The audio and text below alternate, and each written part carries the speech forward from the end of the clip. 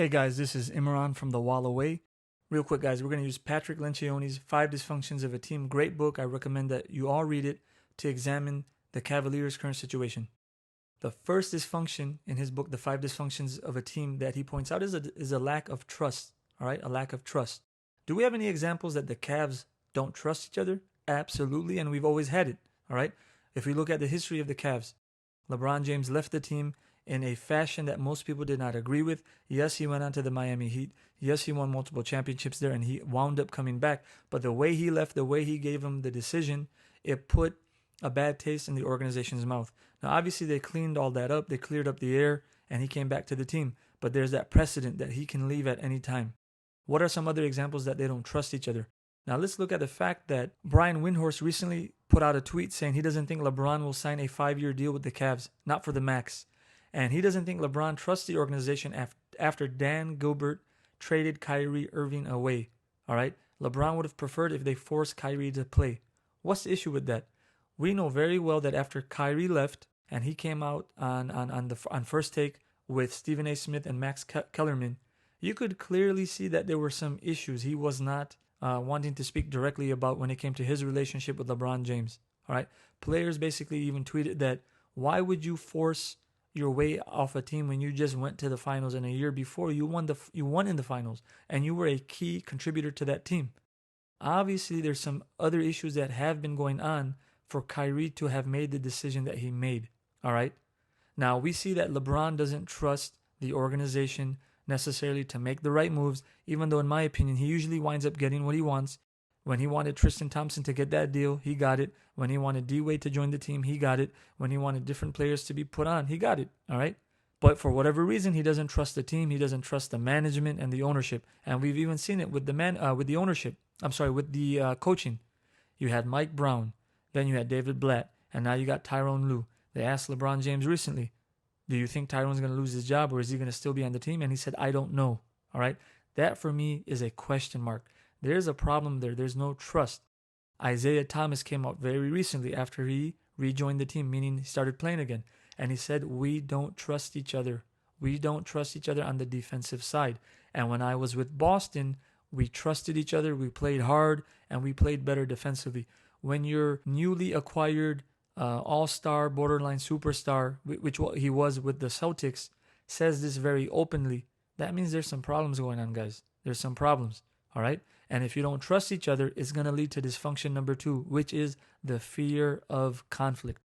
To put it very clearly, when you don't trust each other, you're not going to be upfront and want to discuss things man to man, face to face. A report came out recently that key members of the Cavaliers, they basically think that they will not turn the ship around this year and that they will either not compete for or win the NBA championship. When you've already waved the white flag, you know that there are problems, okay? Now, you've had different people going to their own confidants or going to the media to discuss their displeasure with the roster, their displeasure with certain players, their displeasure with management or coaching, but they can't, or we don't know. It doesn't seem like they're doing it face-to-face, man-to-man, having player-only meetings, trying to tackle these things internally. And something to discuss for another podcast, which will be how teams are functional. And we're going to talk about the San Antonio Spurs in that podcast. But for now, let's stick to the Cavs. All right. So obviously they don't trust each other. There's a fear of conflict. And obviously when there's a fear of conflict, you don't open up. You don't really express what you wanted to each other.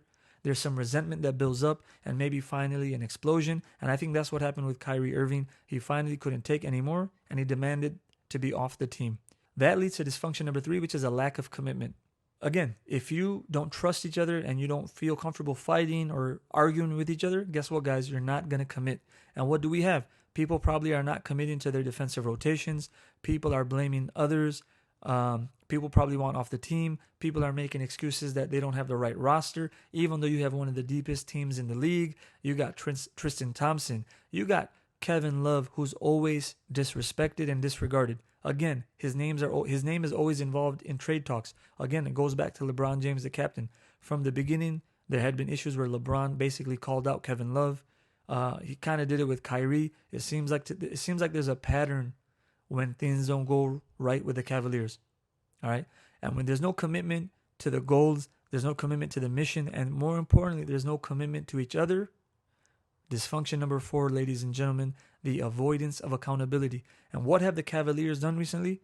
A lot of the blame has gone to Isaiah Thomas. He's not as good defensively as Kyrie Irving is. What, you didn't know that before?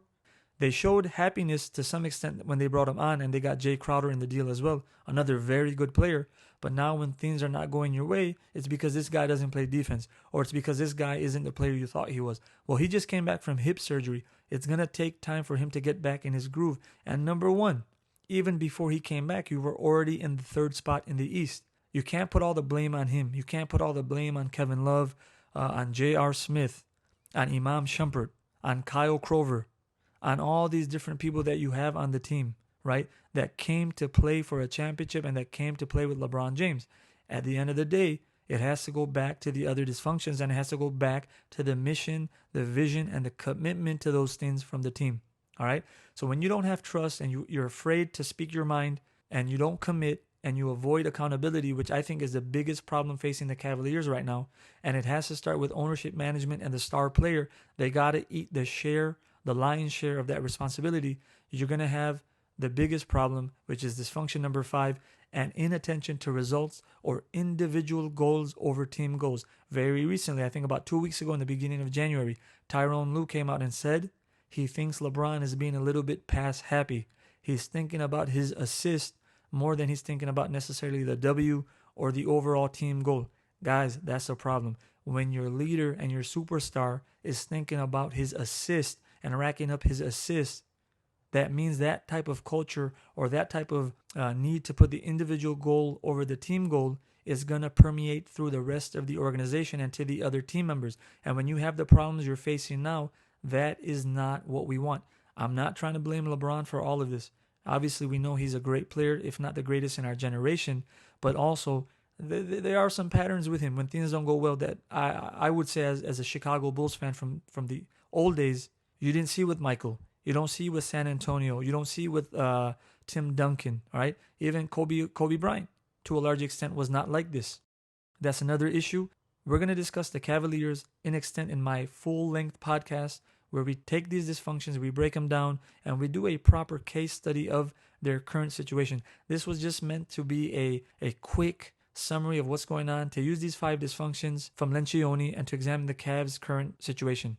Again, can the Cavs turn it around? I think they could, but I don't think they will. There's a pattern of avoiding accountability, a lack of commitment, and a lack of trust.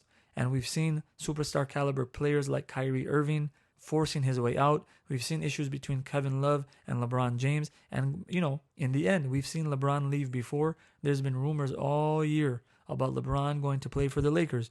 Last week, Stephen A. Smith and I believe Jalen Rose said that he probably should go to the Spurs.